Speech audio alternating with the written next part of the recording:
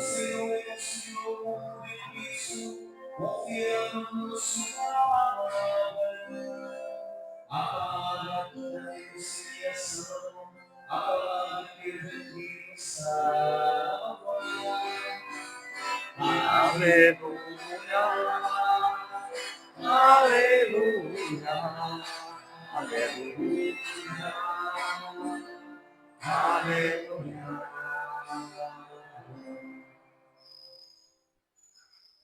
O Senhor esteja convosco. Proclamação do Evangelho de Jesus Cristo segundo São Lucas. Naquele tempo, Jesus contou esta parábola para alguns que confiavam na sua própria justiça e desprezavam os outros. 2 homens subiram ao templo para rezar. Um era fariseu, o outro cobrador de impostos. O fariseu, de pé, rezava assim em seu íntimo: ó Deus, eu te agradeço, porque não sou como os outros homens, ladrões, desonestos, adúlteros, nem como este cobrador de impostos. Eu jejuo 2 vezes por semana e dou o dízimo de toda a minha renda. O cobrador de impostos, porém, ficou à distância e nem se atrevia a levantar os olhos para o céu, mas batia no peito dizendo: meu Deus, tem piedade de mim que sou pecador. Eu vos digo, este último voltou para casa justificado, o outro não. Pois quem se eleva será humilhado, e quem se humilha será elevado. Palavra da salvação.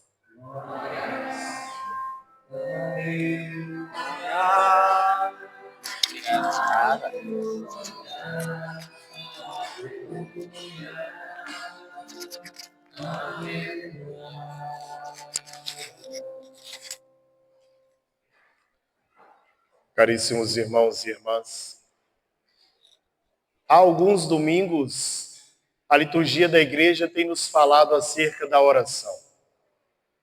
Lucas, que nesse evangelho vai aproximando Jesus da hora derradeira, da entrega, Jesus ele está caminhando para Jerusalém, para o sacrifício.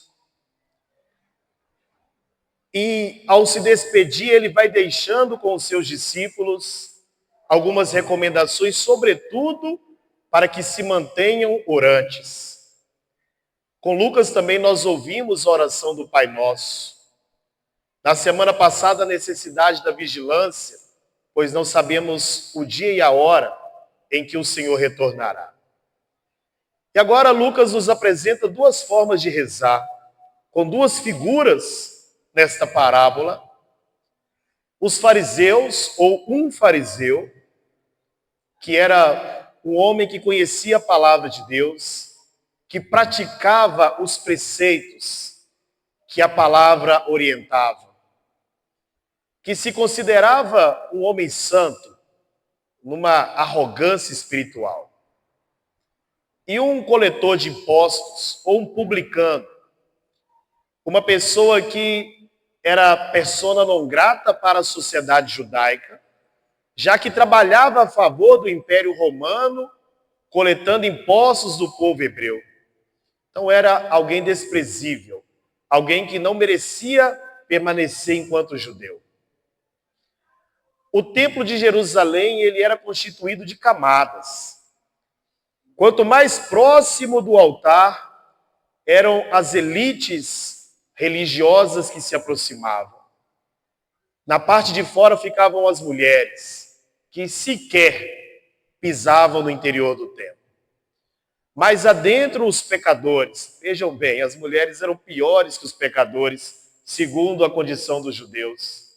E ali estava aquele publicano, mais afastado, mais longe da presença de Deus.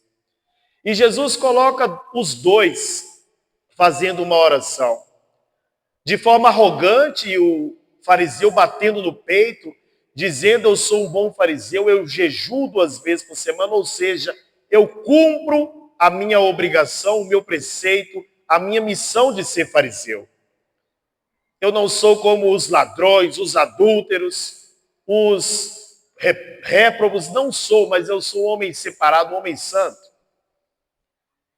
E o publicano, reconhecendo a sua fragilidade, batendo no peito, pedindo a misericórdia de Deus. É interessante que essa palavra, por mais distante que esteja no tempo entre nós e o momento em que ela foi proclamada por Jesus, ela continua nos provocando, ela continua nos instando. Porque muitas vezes nós comportamos como fariseus.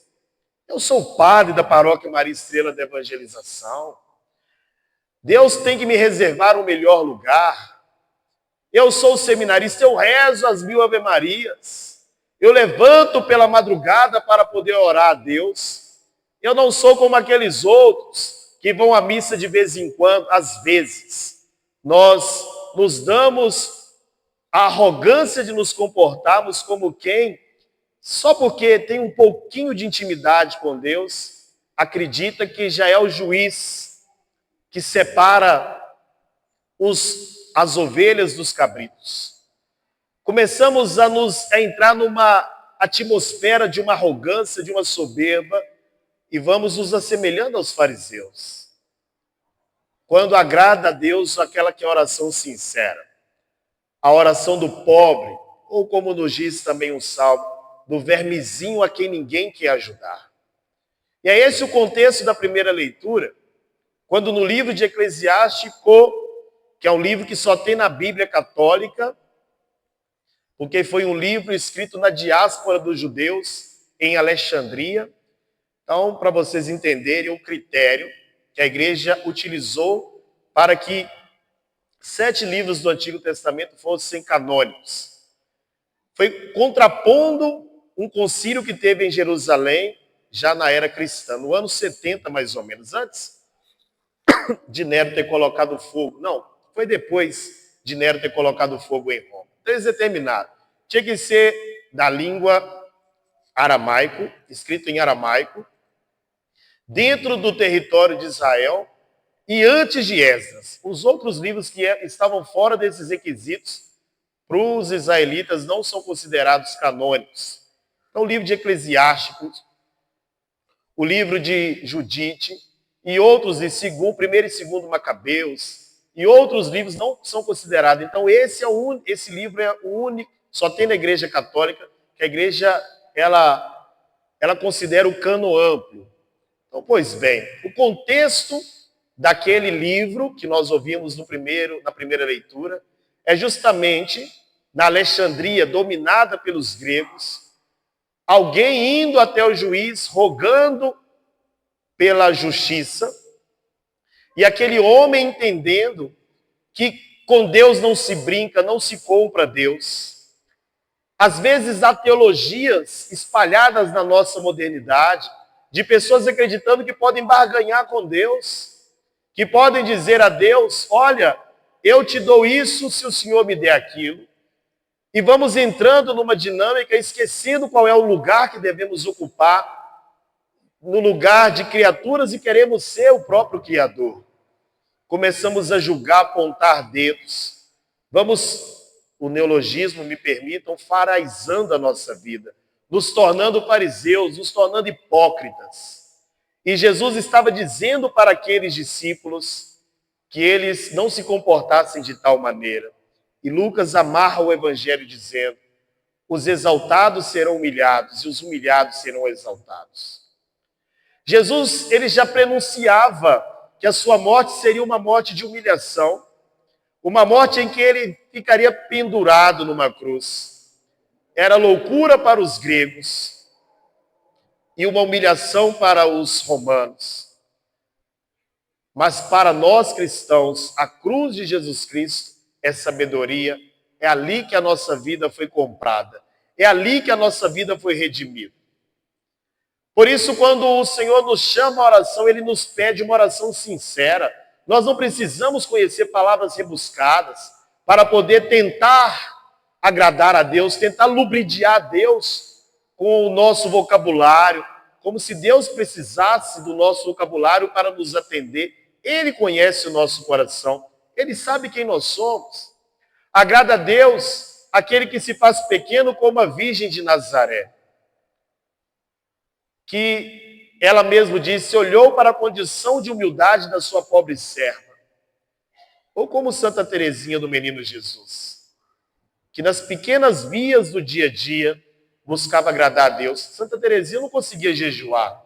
Ela tinha dificuldade em jejuar, mas ela amava chocolate. Então ela dizia, eu não vou comer chocolate. Para nós pode parecer bobeira, mas para ela era um esforço. Era um grande esforço. Se Teresa de Ávila, ou Santa Teresa de Ávila, é considerada doutora pelos caminhos profundos que ela faz no conhecimento interior, no castelo interior das moradas, nas 7 moradas. Santa Teresinha do Menino Jesus, que se inspirou na Teresa de Ávila, é considerada a santa das pequenas vias. Santa Teresinha, ela viveu tão a humildade, com tanta excelência em sua vida, que ela era jovem, nós sabemos, ela faleceu aos 24 anos. As irmãs do convento eram bem mais velhas que ela. E na clausura, quando alguém ia visitar aquelas irmãs, elas ficavam querendo ver pessoas diferentes, mas só uma pessoa poderia abrir a porta, e só com aquela pessoa que abrisse a porta, o estranho poderia relacionar, poderia conversar, dialogar. E Santa Teresinha, ela tinha uma força que ela poderia, todas as vezes que alguém batesse a porta, ela abria a porta e conversar com aquele que foi visitar o convento. Mas ela andava com passos mais lentos do que uma irmã que a perseguia dentro do convento, para que a irmã chegasse primeiro, para que a irmã pudesse ter oportunidade de conversar com uma outra pessoa. Era ela também que dizia, prefiro e vou ocupar o último lugar, porque ninguém briga pelo último lugar. Santa Teresinha tem muito a nos ensinar. E é nessa direção que Jesus quer falar para mim e para você, reforçando o que a segunda leitura Paulo vai nos trazer, dizendo a Timóteo, e agora também diz a mim e a você. Paulo já se encontrava no final da sua vida. Nós dizemos até que esse trecho que lemos é um testamento que Paulo deixou para Timóteo, dizendo, eu combati o bom combate, guardei a fé, e agora alcançarei a coroa que o justo juiz apresenta àqueles que de verdade combatem. Queridos, a nossa vida, nós temos uma lógica inversa a essa que Jesus nos deseja.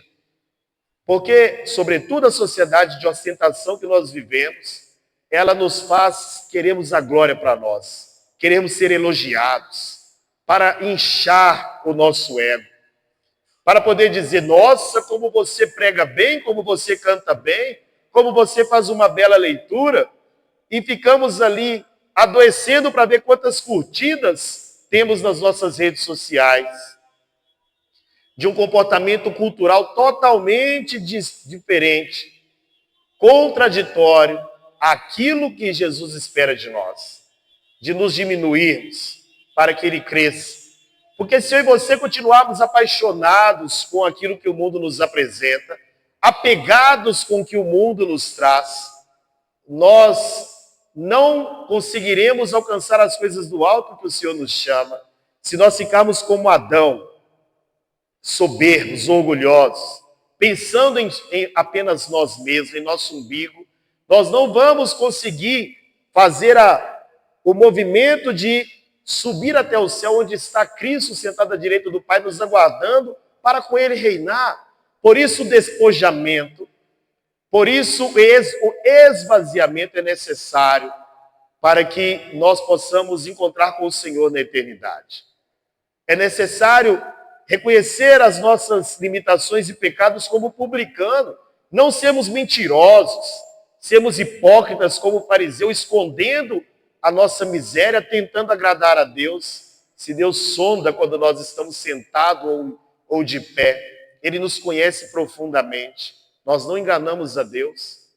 Diante do Senhor precisamos ser honestos, verdadeiros, dizer para Ele de fato como nós estamos nos sentindo, cansados, felizes, abatidos ou corajosos, não importa. precisamos dizer a verdade ao Senhor. Ele se agrada da verdade. Ainda que a verdade seja uma vergonha para nós, como foi certamente para aquele publicano, que dizia: Senhor, me perdoa porque eu sou um pecador. Foi a oração que realmente agradou a Deus, diferente do fariseu, que arrogava-se no alto da sua soberba a santidade, que era um homem segundo o coração de Deus e não era. Vir à igreja, participar da Santa Missa, participar de movimentos, não nos dá a oficialização de podermos julgar o outro, não nos dá. Pelo contrário, ele disse: eu vim para os enfermos. Se nós estamos aqui na igreja, somos os primeiros necessitados, os mais enfermos da sociedade. Então, que eu e você possamos pedir a Deus que nos dê a graça de reconhecer que nós somos miseráveis demais, de não ficarmos olhando para as pessoas que ainda não adentraram a igreja como se eles fossem os pecadores condenáveis ao inferno e nós merecedores do céu. Porque ele nos diz em outra parte da Escritura: as prostitutas nos precederão no reino.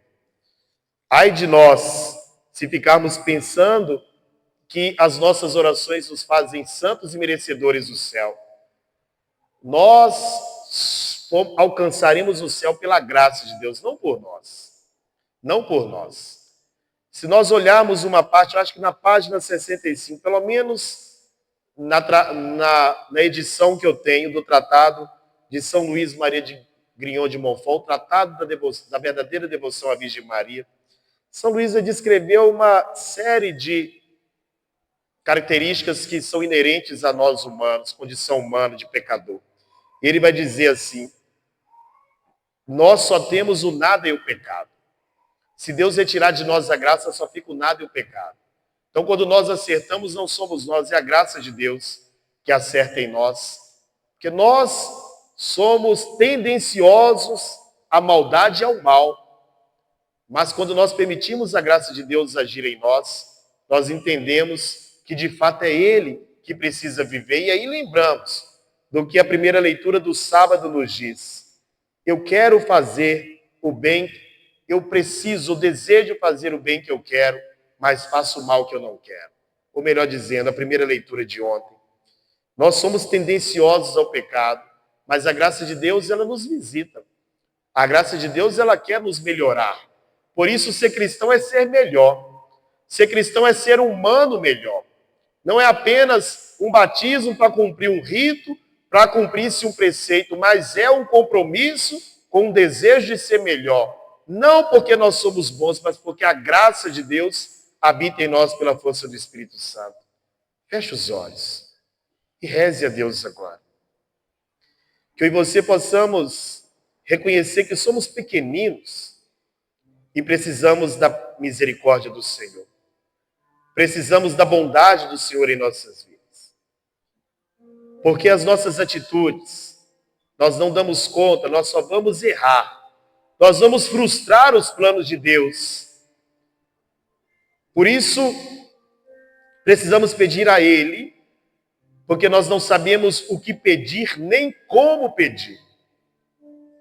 E aí nós recorremos a Deus que nos dê a graça do Espírito Santo para orar em nós, para pedir por nós, para que nós sejamos humildes, reconhecendo a nossa miséria, reconhecendo a nossa pequenez, reconhecendo que Ele é Deus e nós precisamos da sua graça para nos mover, para nos movimentar, para nos fazer vencer, para nos fazer entrar no céu. Não há outra forma a não ser estar na presença do Senhor.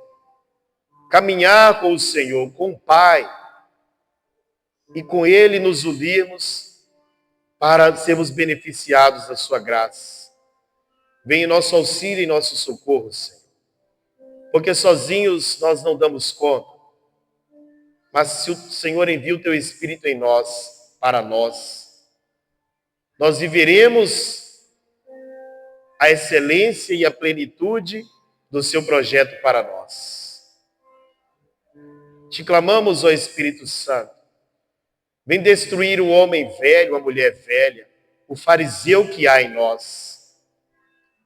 E vem fazer-nos cristãos autênticos, católicos de verdade, homens e mulheres comprometidos com Cristo e o seu projeto, com o reino de Deus, que já se manifesta por meio da Santa Igreja.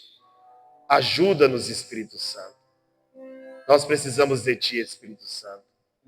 Vem, Espírito, sozinho eu não posso mais.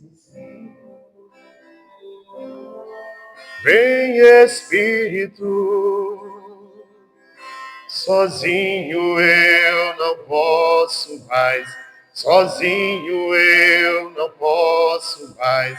Sozinho eu não posso mais viver. Vem, Espírito. Vem, Espírito. Vem, Espírito. Sozinho eu não posso mais. Sozinho eu não posso mais. Sozinho eu não posso mais viver. Eu quero amar, eu quero ser. Eu quero amar aquilo que Deus quer.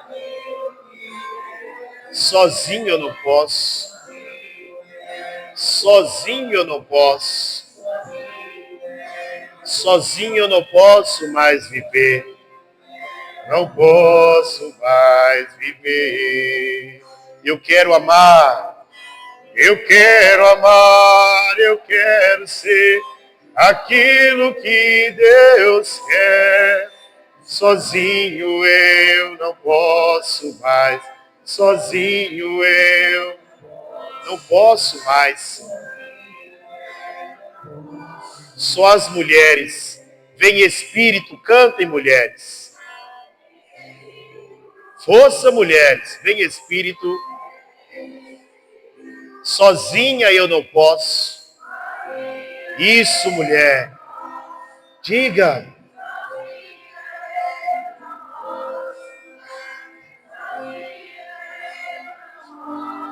Os homens de Deus, cantemos, vem, Espírito. Vem, Espírito. Cantem, homens. Vem, Espírito. Sozinho eu não posso. Sozinho eu não posso mais. Sozinho eu não posso mais viver.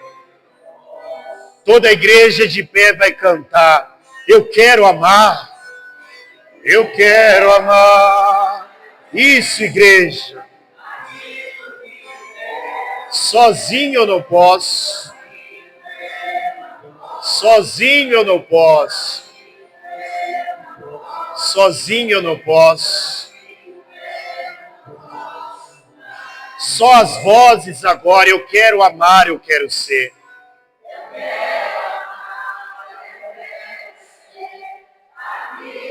Isso, igreja. Sozinho. Sozinho eu não posso mais. Sozinho eu não posso mais. Sozinho eu não posso mais viver. Se nós não podemos viver sozinhos, vivamos com a igreja e com a fé que a igreja nos apresenta. Ela é mãe mestra. Com a igreja de todos os tempos, propiciemos a nossa fé. Creio em Deus Pai, Todo-Poderoso, Criador do céu e da terra, e em Jesus Cristo, seu único Filho, nosso Senhor, que foi concebido pelo poder do Espírito Santo, nasceu da Virgem Maria, padeceu sob Pôncio Pilatos, foi crucificado, morto